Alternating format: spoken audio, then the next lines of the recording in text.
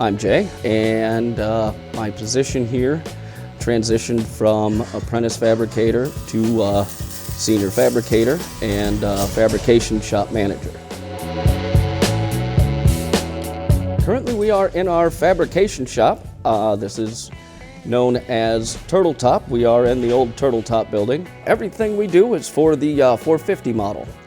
We build the mainframe, transom, fork vertical, and fork horizontal. We get everything in from our supplier in raw tubing and use our material bender to bend everything and then weld it in our jigs, and those become our 450s. At this point, I am just finishing up over there frames number 179 and 180. So about 120, almost 130 frames that I've built so far. This is our mainframe jig. This is what I use pretty much on a daily basis. I just got 2 frames set up yesterday, so it is currently in its tore down state. Everything here, these are enough components to make 2 of our main frames. With the main tubing, we have the upper top rails and the lower rails, along with the down tubes. Those are all pre-assembled that we drill all our holes and get everything bent to the way I like them to fit together. And then here is 2 of our frames that are fully assembled and out of the frame jig. Just waiting for final weld and then all of the tabs and brackets to be put on them. And this is the newest addition to the fabrication shop. We recently purchased a Millermatic 255 welder with pulsed MIG capabilities. And this machine, we've done a lot of research on, and it is absolutely fantastic. Dennis is just finishing up a rear swing arm, getting the chain slider brackets on there, and from there it will be inspected and then go out to sandblast. And over here is our Bailey tube bender that we have programmed to bend all of our tubes to specification, and we have them all programmed in to be able to quick reference what we are bending, and all the different bends are set up in there for it. The hardest component that we make is easily the mainframe top rails. We have fought those every inch of the way trying to get the best fitment that we can. What makes it hard is there is 3 different bends, plus the bungs that are drilled in it, that everything has to match almost perfectly for it to be a good component. This is our Bridgeport Mill. Everybody say hi to Charlie. And currently he is working on tirelessly tooling upgrades for us.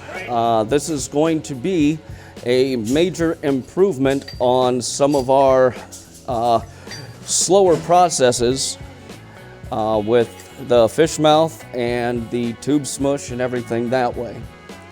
This table, this is our inspection table that Charlie designed. We just got put up here in the last few weeks, and mainly set up to do all of our finished component inspections.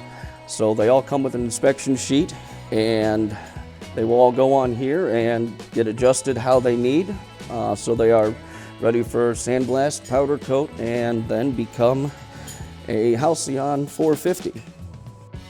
All right, so like they told you, we swapped locations for all the milling work we're doing for the fender making, and that gives me some space to spread out a little bit and have some dedicated space so we're not overlapping as much as well, and really smooth out the process of stock to fender blanks to layout and trimming and grinding or sanding, and then to the rest of the process of forming and smoothing and squishing and finally polishing and sending out. So really just trying to smooth and streamline the whole process here and kind of open up some space.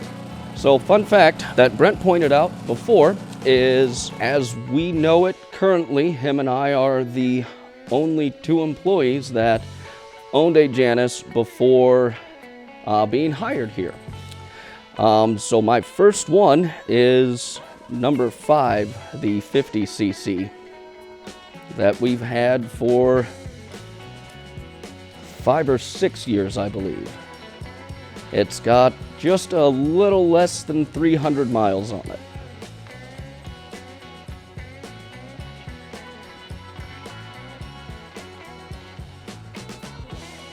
And then last year for the rally, I found the prototype Phoenix that was in one of our storage units, completely bare, that I basically rehabbed. It was just the frame seat pan, and that was pretty much it.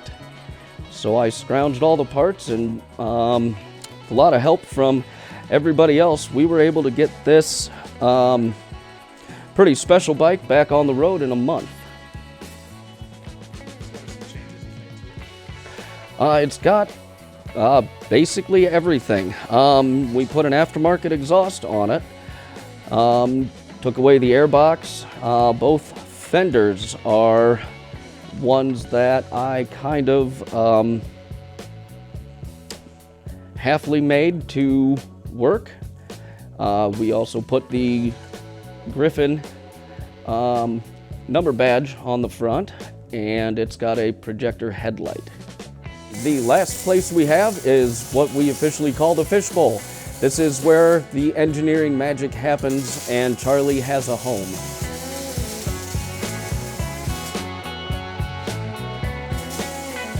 All of his design work and basically all of his setup for all of the fabrication needs, tooling upgrades, and any new product development that we do, he does in this fancy spot. Hi, everybody. Thank you, everyone, for joining us for the tour of the fabrication shop today and seeing where all of the 450 components and everything engineering is done.